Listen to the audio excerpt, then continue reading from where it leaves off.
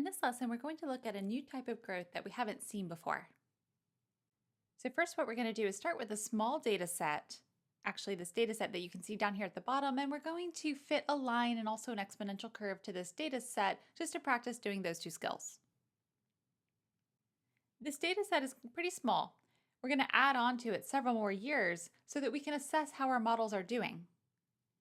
So is our linear model good? Is our exponential model good? We'll discuss.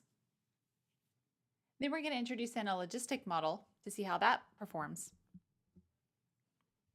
The logistic model has some nice properties, so we'll conclude today's lesson just by giving an overview of how this function behaves. Okay, so here's the situation that we would like to model in this lesson. Suppose we have some island and researchers have introduced a bird population to this island. Over the next 4 years, they track the population and record it in this chart.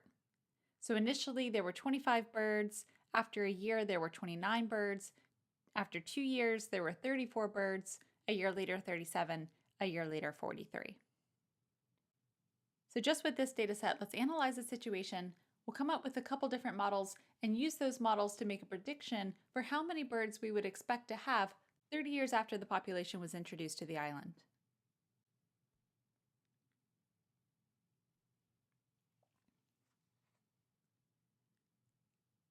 Okay, so the first thing to do with just this data set is try to decide what kind of model might fit. So we're assuming here that nothing happens in year 5 or anything like that. So what kind of trends do we see taking place? In this graph on the left, I've just plotted years 1 through 5 with the populations. And looking at this, I would think probably a linear fit. But to practice, we could also do the log of the output, or the log of the number of birds per year. Looking at this model, you could argue that that has kind of a linear shape, which would mean that you might want to try an exponential model.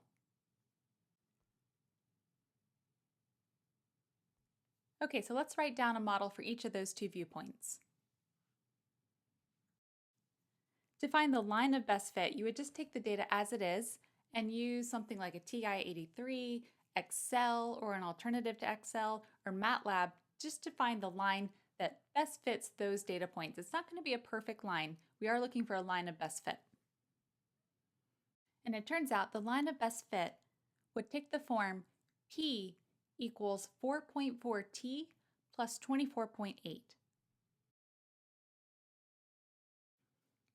Notice the y-intercept 24.8 is pretty close to our starting population of 25. Now we're wondering, what would be the population in year 30 with this model? That would be P of 30, which is 156.8, or roughly 157 birds. Now let's consider an exponential model.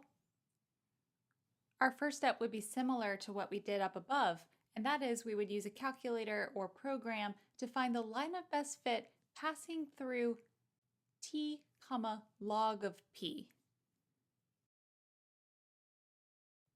When we do that, we get log of p equals 0.1328t plus 3.2313. Those are approximations. To convert that into an exponential model, we now exponentiate both sides. E to the log of p, or e to the natural log of p, is just p. So we get p of t is equal to e to the right-hand side, and I'm going to rearrange terms a little bit so that I have the initial population first. So that's going to be e to the 3.2313, and then times e to the 0.1328t. So that first expression, e to the 3.2313, that's like our initial population, and if you actually work out what that is, it's about 25.31, which again is close to our true initial population of 25. Okay, so here's our exponential model. What would be the prediction for year 30 with this? In that case, we would do P of 30 again, and this time we're going to get a much larger number, about 1361.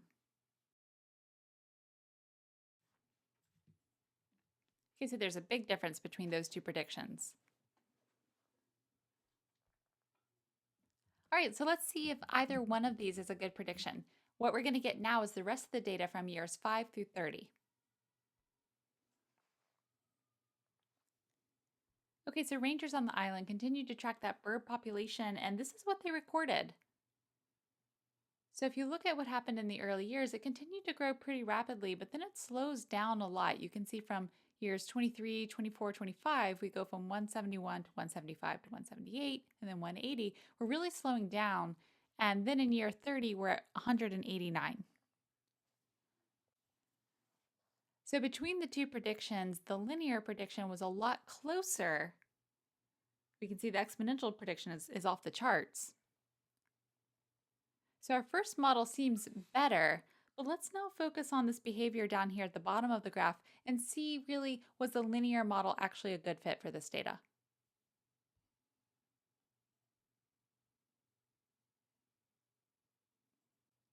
So if I compare now the bird population measurements that we have to the linear model, it's great at the beginning. Those are the data points that we fitted it to. And then the behavior really starts to diverge. So while the prediction wasn't too bad, it seems like something might be happening here, kind of maybe after year 30, that our linear model isn't capturing. Okay, but luckily we have data for the next several years. So in particular, in year 35, the population was 196. In year 40, it was 200. Year 45, 202. And year 50, 198. So here you can see those data points have been added to this chart. For comparison with the linear model, the population in year 50 would be predicted to be about 245. So here I've sketched an approximation of that linear shape that we saw a minute ago, and you can see that while it was good in the beginning, it really is not a good model anymore. Okay, so let's get rid of that. It turns out that neither an exponential model nor a polynomial model would be a good model for this population. What we're having here is a population which is experiencing what we call a carrying capacity around 200 members.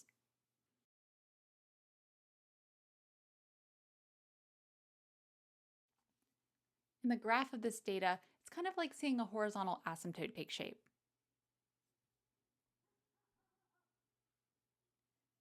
So we need a new model for this, and we have one. We'll talk more about the derivation of this model later, so let's just look at the equation for now. Population growth that experiences a carrying capacity is often modeled using what we call the logistic equation. So here's the equation. P of t on the left-hand side is population over time, just like before. T is the independent variable time. That's measured in years in this problem.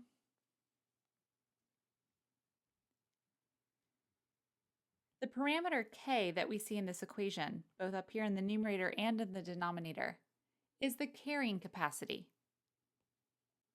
So that's a parameter. It's going to depend on the population and the environment. Different populations in different environments would have a different carrying capacity. In this particular problem for these birds living on this island, it's about 200.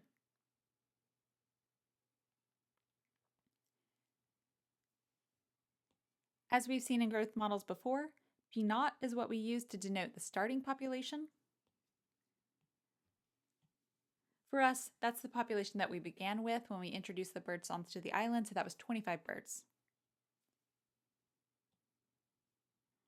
And then R, kind of like in the exponential growth model, is a growth parameter. While I've given you this equation, we don't yet know what R is, so we'll solve for R next.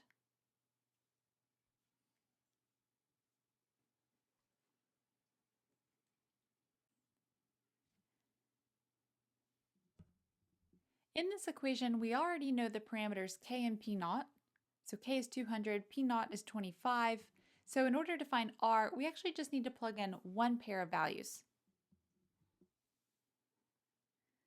So let's try plugging in t equals 1 with the population that we measured after 1 year. So P of 1 was 29. And now on the right-hand side, we want to say that that's 200 times 25 times e to the r times 1 all over 25 times e to the r times 1 plus 200 minus 25. Okay, so we can divide all of those coefficients by 25. Let's go ahead and do that. We'll get that this is equal to 200 e to the r divided by e to the r plus 7. Now let's multiply the denominator over to the left-hand side. So that's going to be 29 e to the r plus 29 times 7, which is 203. And then on the right-hand side, we just have 200 e to the r. So now gather like terms together, and we have 171 e to the r equals 203. So then r is approximately the natural log of 203 divided by 171, which would be about 0.17. Okay, let's plug that into our model, and when we plug in k, p naught, and r, we're left with just the independent variable t and p of t, so we can actually graph that. And this is the graph that we would get. We have our initial data points and then those data points that we got from 5-year intervals. This black curve here is the logistic model with the rate that we just found. Now we've developed this model, the next step would be to assess it. So how good is it? Well, it certainly captures the shape. It's not a bad fit. But if you wanted to, you could try to iterate what we just did and solve for r again. Maybe instead of picking this first point down here, pick something that comes a little bit more in the middle. After all, this data is measurements. Not all of these points are going to live perfectly on the same logistic graph.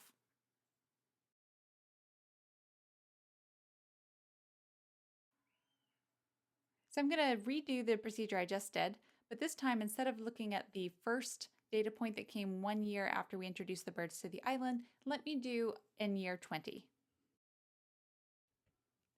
It's the exact same calculation we just did, so I'll do this pretty quickly.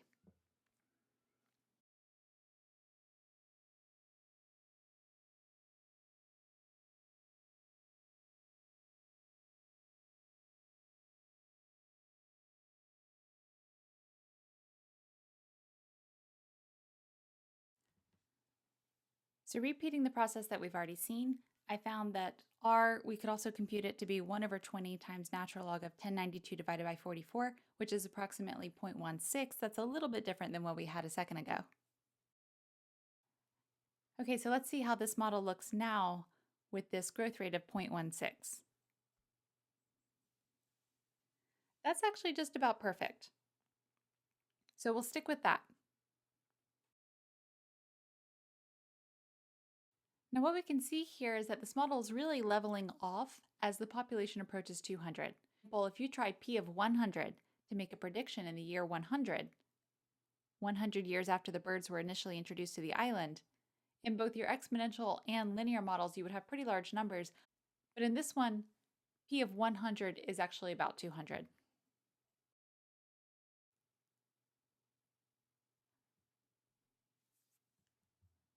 Now that we have what we feel is a good model for this bird population on the island, let's use it. Let's implement this model to give advice. So rangers on the island are considering introducing 50 new members of the same bird species into this population. Because in year 50, as we observed, there was a tiny dip in the population, so maybe they want to boost it up by adding more members. Think for a minute, is this a good idea?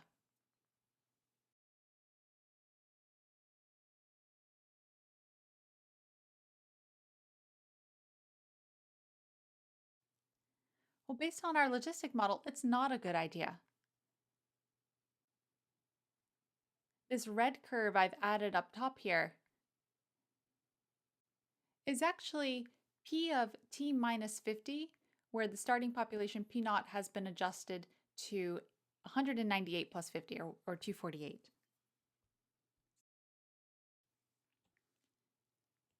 So the new starting population is going to be 248 because if we introduce in 50 new birds in the year 50, we would be reconsidering the species population beginning with 248 members.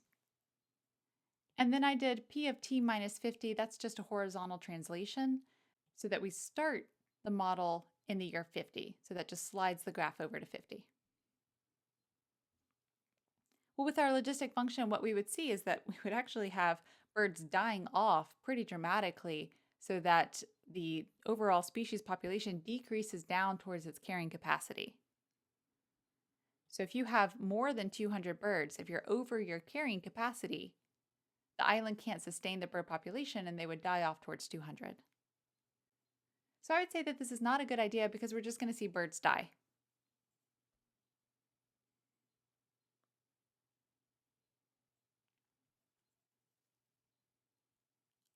Let's look a little bit more at the properties of the logistic model. We're going to revisit this model later, so we'll dive into its properties using, say, tools from calculus in a future unit.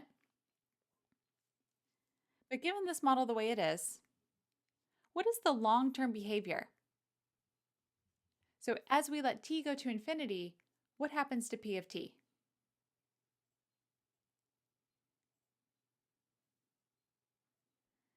Well, what happens is that e to the rt grows. So this term in the numerator and this term in the denominator, they both grow really large. And then k minus p naught, that's just a fixed number.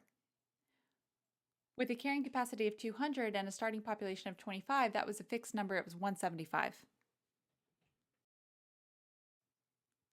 So as those exponential functions grow arbitrarily large, this model is going to look more and more like k times p naught e to the rt divided by p naught e to the rt. That simplifies to just k. That agrees with what we saw on our plots. So whether we began with a starting population of 25 or a starting population over the carrying capacity, both populations kind of settled towards that horizontal asymptote at y equals k. What happens if you had exactly k members of your species? In that case, this term in the denominator, this number here, would be 0, and you'd get exact cancellation and you would just stay at k. So the population, according to the model, would remain at k for all values of t. I want to finish today just with a look at how this model would behave for the same parameters as we just saw, but different starting populations. So I've plotted here a bunch of different starting populations and then let the model run. And what you can see is that by the year 100, despite different starting populations, all of these populations have kind of stabilized at having 200 members. So this is the behavior of the logistic model.